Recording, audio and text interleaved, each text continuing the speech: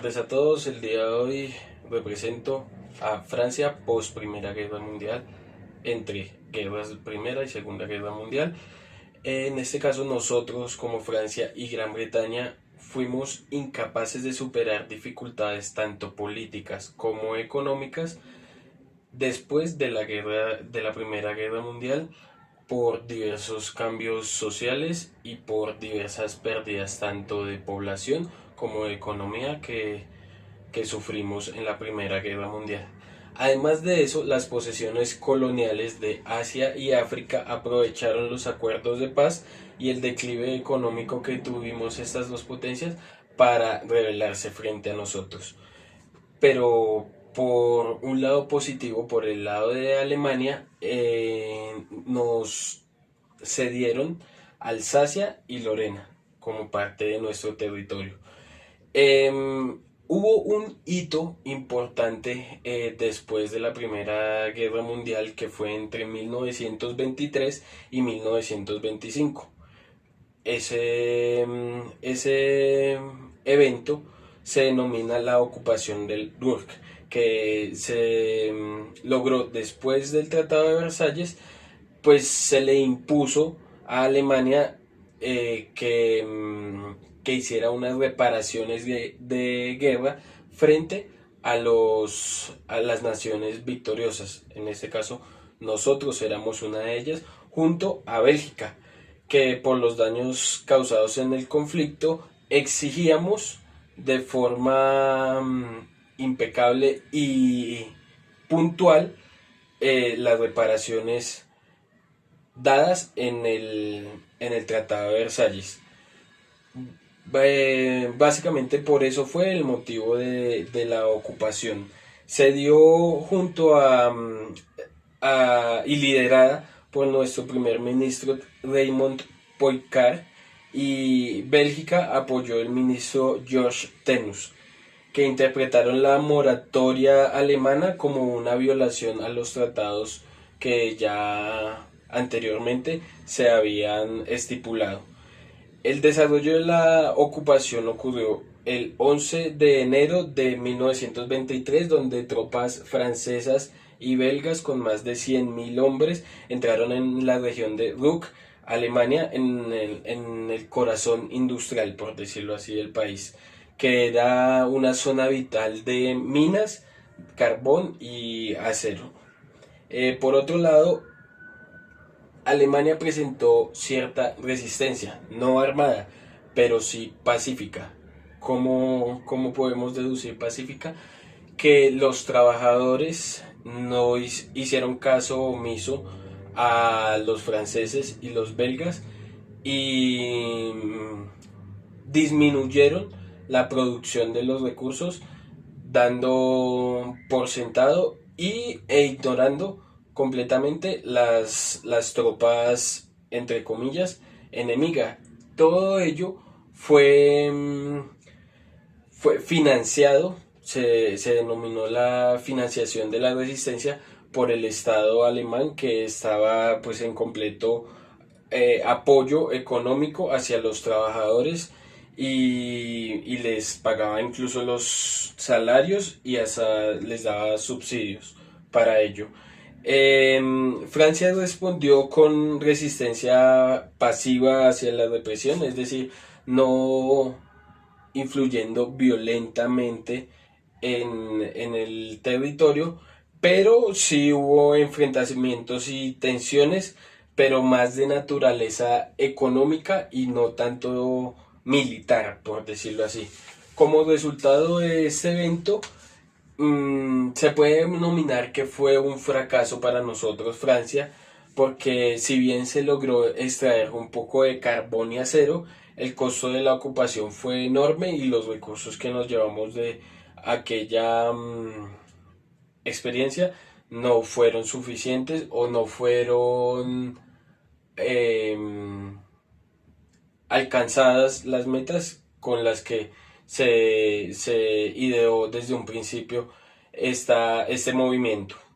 De allí surgió el plan Dawes, que pues dado la crisis provocada por la ocupación, llevó a la reevaluación de la situación, es decir, ser un poco más flexibles con los requerimientos que se hacían hacia Alemania, porque si bien Francia había perdido mucho en la Primera Guerra Mundial, tanto económica como políticamente, pues se debe entender que Alemania mucho más al ser la nación perdedora. Y nosotros como franceses estábamos exigiendo muy puntualmente las reparaciones dadas en el Tratado de Versalles, sin tener en cuenta y sin tener un poco la empatía de ver cómo estaba la situación de Alemania. Por ello, expertos liderados por el estadounidense Charles Dawes ingeniaron el Plan Dawes en 1924, que reestructuró los pagos de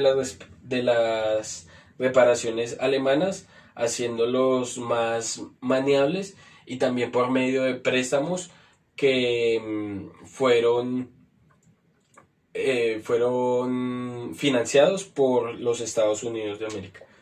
Y así lograr estabilizar un poco tanto la economía como la moneda, en ese caso de Alemania, porque si bien los alemanes se recuperaban, asimismo nos iban a pagar en teoría.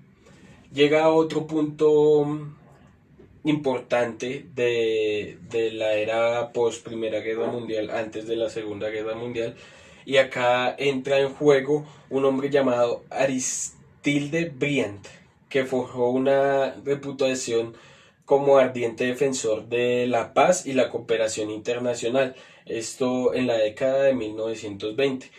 Eh, uno, Algunos de los aspectos importantes de esta figura fue el acercamiento franco-alemán, donde Briand fue el principal impulsor de una política de reconciliación de Alemania, dado que creía firmemente en que si bien Alemania se recuperaba, tanto económica como políticamente, podía pagar, por decirlo así, las deudas que tenía con las demás naciones. Entonces, si a Europa le iba bien, si a una parte de Europa le iba bien, a todos les iba bien. Esa era más o menos su filosofía.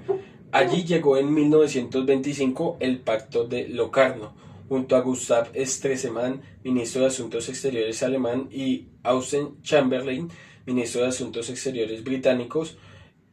Fueron una figura clave en la negociación del Pacto de Locarno, que garantizaba que las fronteras occidentales de Alemania con Francia y Bélgica, y fue un paso crucial hacia la normalización de las relaciones, es decir, que fuera como un pacto de paz, de no militarización y de no violencia entre las naciones. También se llegó al pacto Briand-Kellogg en 1928, que prohibía, como ahorita lo indicamos, la guerra como instrumento de política nacional. Es decir, que eso fue más un simbolismo en la búsqueda de la paz mundial.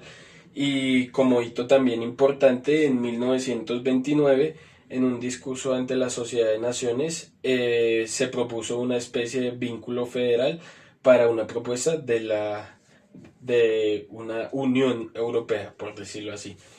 El sistema de mandatos, bajo la tutela internacional y en nombre de la sociedad, nos dejó o nos ayudó a quedarnos con, en primer lugar, mandato A en la sede oriental, Francia. Nos quedamos con Siria y Líbano, y por el lado de Asia, Camerún y Tongo. Además, sobre el territorio francés se efectuaron, como ya lo dijimos, pérdidas no solo económicas, sino en cuanto a la población. Por lo tanto, hubo un déficit en el número de habitantes de la nación, dado que en la Primera Guerra Mundial la mayoría que murieron y que se sacrificaron fueron jóvenes, y ya los que regresaban de la guerra pues no eran las mismas personas y preferían manejar su vínculo muy estrechamente. Además que se registraron en esa primera guerra 3 millones de pérdidas humanas para nosotros el gobierno francés. Que también exigimos a Rusia el pago de las deudas del régimen zarista, en el que las inversiones francesas habían sido fundamentales en el gobierno soviético.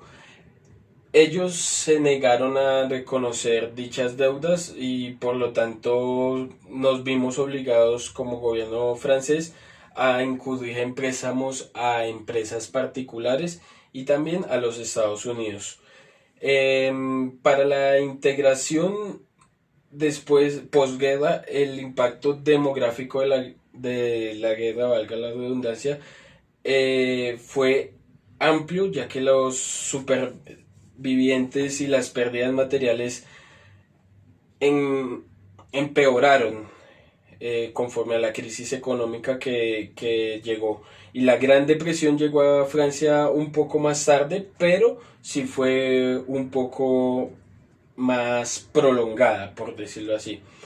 En 1936, el Frente Popular de Orientación Izquierdista pudo llegar bajo el liderazgo socialista de Leon Blunt, quien introdujo diversas políticas o leyes, las cuales en cierto punto beneficiaban y maximizaban la economía del país y ayudó un poco como con reformas sociales como por ejemplo reducir la jornada laboral a 40 horas semanales, la nacionalización del Banco de Francia y tenía una política de no intervención para hacer frente al creciente crisis internacional, pero a medida que aumentaba la presión externa, se vio obligado a emprender un programa de rearme, ya que pues se había destinado muchos